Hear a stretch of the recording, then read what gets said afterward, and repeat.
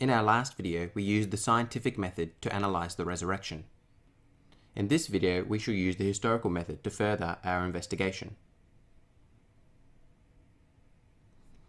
As we turn to our criteria, we shall begin by asking whether there is any early historical evidence of the claim of the resurrection.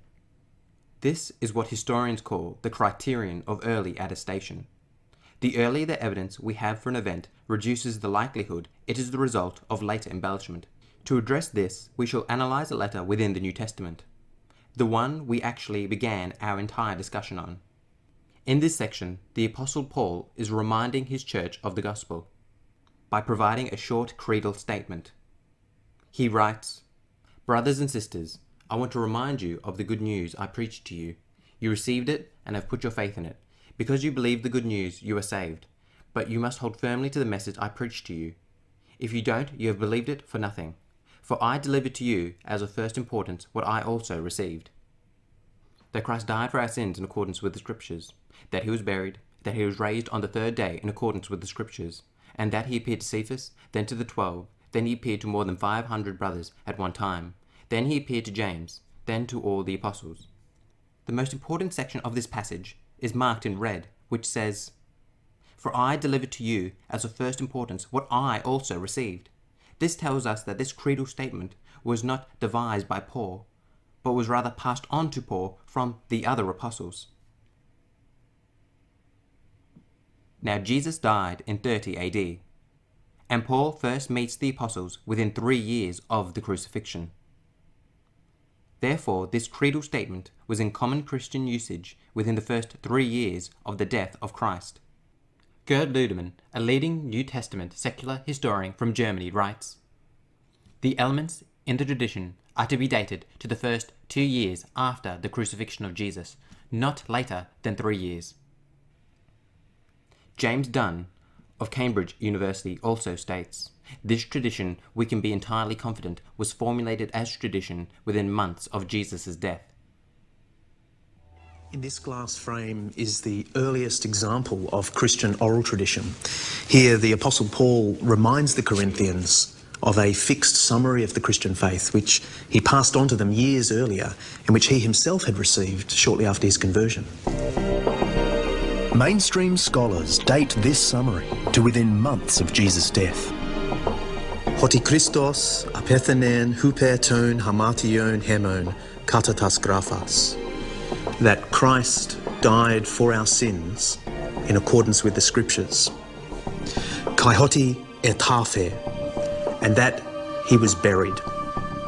Kai hoti egergatai te hemera te trite katatas graphas, and that he was raised on the third day in accordance with the Scriptures. Kai hoti ophthei Kepha eta tois dodeca, and that he appeared to Peter and then to the 12. These words were in common Christian usage before the year 35. Whatever else we may want to say about the basic plot of Jesus' life, it clearly wasn't a legend growing up over time. This early creedal statement demonstrates that the claim of the resurrection was made immediately by the followers of Christ, and there is a consensus among scholars that the resurrection was not developed over time. Now that we have established that this claim spontaneously arose after the event, let us continue to use the historical method to determine the truthfulness of this statement. To determine the historicity of an event, historians use the criterion of dissimilarity, which states that an event is likely to be historical if it is dissimilar to the ideas present at that time. So simply, something is likely to be unhistorical if it is obviously copied from somewhere else. This claim is actually often employed by detractors of Christianity who claim that the resurrection is unhistorical, as they contend that Christianity copied the idea of a dying and rising God from surrounding religions, such as Egyptian, Greek, and Romans. Now, the problem with arguing that Christianity copied the idea of a dying and rising God from surrounding religions is that although the premise of the argument is valid, the statement itself cannot be substantiated. For all historical inquiry into this field has discovered that the only religion that possessed the idea of bodily resurrection was Christianity. One historian, in his book entitled The Riddle of the Resurrection, Dying and Rising Gods, states, "There is, as far as I am aware, no prima facie evidence that the death and resurrection of Jesus is a mythological construct, drawing on the myths and rites of the dying and rising gods of the surrounding world. The death and resurrection of Jesus retains its unique character in the history of religions. Therefore, those who contend that the resurrection of Christ drew upon other religious beliefs are incorrect. The idea of the bodily resurrection is totally unique to Christianity, and this uniqueness lends historical credibility to its claim, as it is totally dissimilar to surrounding ideas." The next historical method we shall use is that of the criterion of embarrassment. This simply states that when individuals make up or embellishes an account, they normally do so in order to strengthen their position. It is very unlikely that one would embellish a story that would incorporate elements that would weaken or embarrass them. Therefore, the criterion of embarrassment contends that an embarrassing story, one that does not serve the interest of the author, is likely to be historical. Keeping this in mind, let us now begin to survey the status of women in first century Palestine. In this time, when a woman was pregnant, they would pray for the unborn child that, "O God, let not my offspring be a girl, for very wretched is the life of a woman." When it came to the idea of educating women, it was said, "Sooner let the words of the law be burnt than taught to women."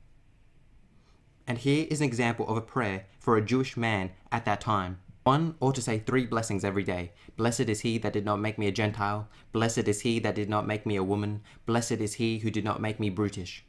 Now, when it comes to the testimony of women, things don't get better. One author writes at the time, "But let not the testimony of women be admitted on account of their levity and boldness of their sex." Another, "Any evidence which a woman gives is not valid." And finally, "Wherever the Torah accepts the testimony of one witness, it follows the majority of persons, so that 2 women against 1 man is identical with 2 men against 1 man. But there are some who declare that wherever a competent witness came first, even 100 women are regarded as equal to 1 witness. Therefore, it is strange, given the poor status of female testimony, that in the Gospels, just when we come to the climax of Christ's life, his death, burial, and resurrection, all his disciples deserted him and ran away, leaving only women now to witness his death, burial, and resurrection. Concerning his death, we read, "Some women were watching from a distance. Among them was Mary Magdalene, Mary the mother of James the younger and of Joseph, and Salome." Concerning his burial, we read, "Mary Magdalene and Mary the mother of Joseph saw where the tomb was laid." And concerning his resurrection, we read, "When the Sabbath was over, Mary Magdalene, Mary the mother of James, and Salome brought spices so they might go to anoint Jesus' body."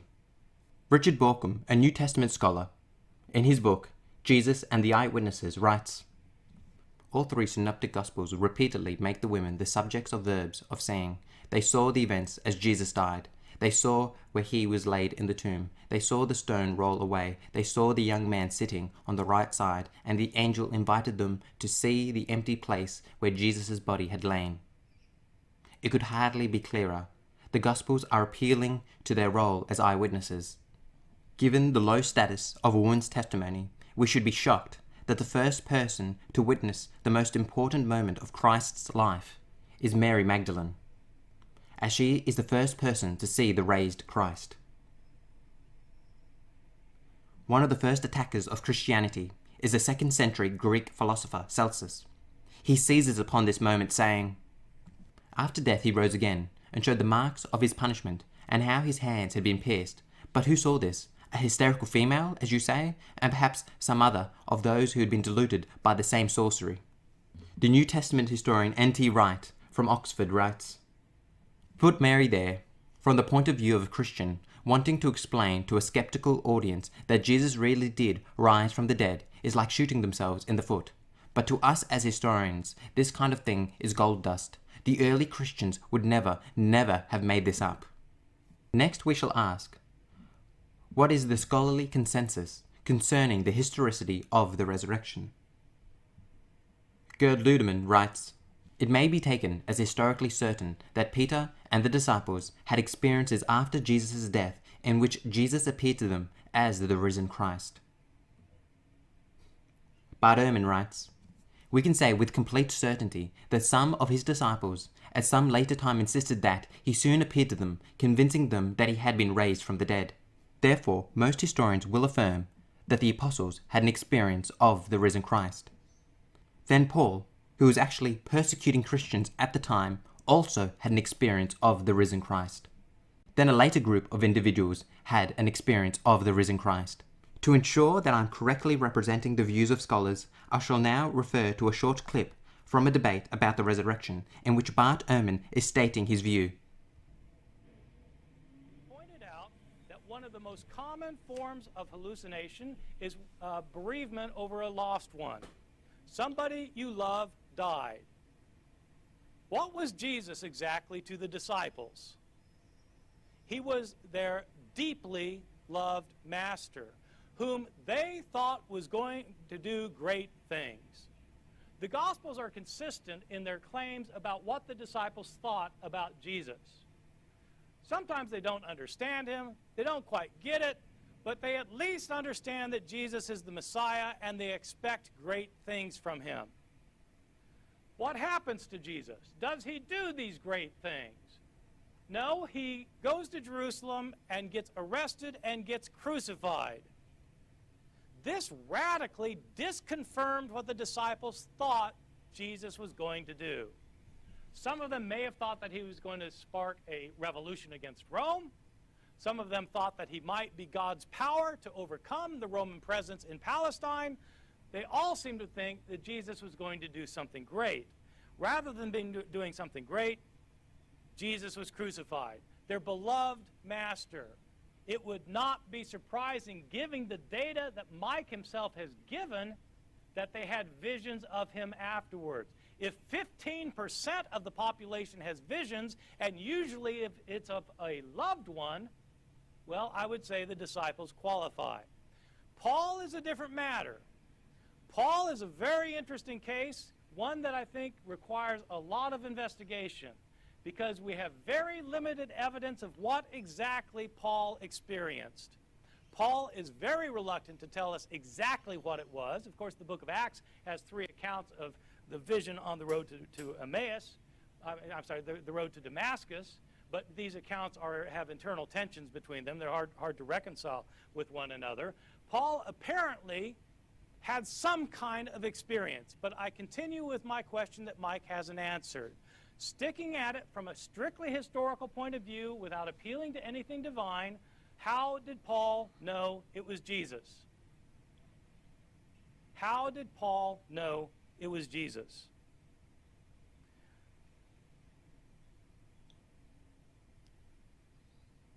Finally, about visions of multitudes of people. I pointed out that, in fact, multiple visions happen all the time. They happen in our day, as research clearly shows and as most of you know. They happened in biblical times when Peter, James, and John saw Moses and Elijah. 3 people, not 1 person. Moreover, in modern times, we have multiple appearances of Mother Mary. Happens every year. Whether we happen to believe it or not, the people who see these things believe it. I think the best explanation is that the disciples of Jesus had visionary experiences, and they interpreted these as, in fact, being visions of Jesus who was alive afterwards. Therefore, Bart Ehrman contends that the appearances of Christ were visionary hallucinations. However, there is another view espoused by scholars. For example, Paula Fredrickson from Princeton University, who is Jewish, says, "I know in their own terms what they saw was the raised Jesus. That's what they saw, and all the historic evidence we have afterwards attests to their conviction that that's what they saw. I'm not saying they really did see the raised Jesus. I wasn't there. I don't know what they saw, but I do know as an historian that they must have seen something." Therefore, as we now return to our criteria, we can say that we have the criterion of embarrassment, the criterion of dissimilarity, and the scholarly consensus that the apostles had post-mortem experiences of the risen Christ. We've now concluded our historical investigation of the resurrection. We therefore have used both the scientific method as well as the historical method to investigate the resurrection. Concerning the historical method, we can say that all historians agree that after the death of Jesus, multiple groups of individuals saw him. And concerning the scientific method, we can say that the shroud appears to have wrapped the body of Jesus and now possesses an image which cannot be reproduced by modern science. Therefore, taking both the scientific and historical evidence, I believe one must conclude that Jesus rose from the dead. In our videos thus far, we have done a thorough investigation of both the historical Jesus and the resurrection. In our next video, we will be asking whether all of this was in accordance with the scriptures.